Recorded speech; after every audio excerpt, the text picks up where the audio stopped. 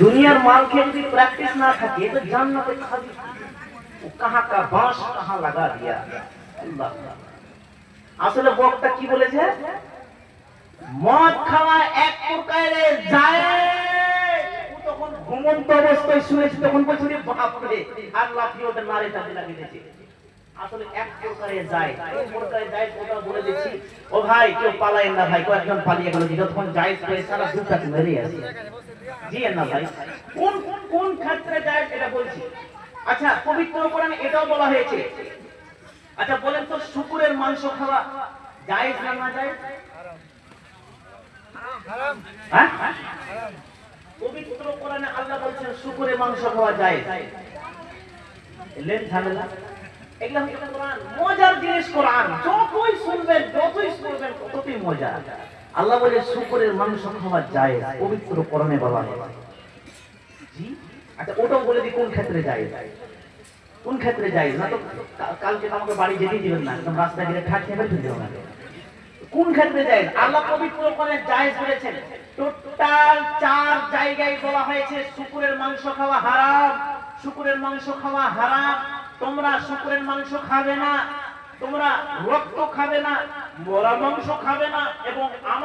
আমাকে বাদ দিয়ে অন্য জনের নাম নিয়ে যারা জবাই করে ওদের ওই মাংসটা খাবে না আর শুকরের মাংস খাবে না 4 জায়গায় বলা হয়েছে আর এক জায়গায় বলা হয়েছে ফামানাদ দুররা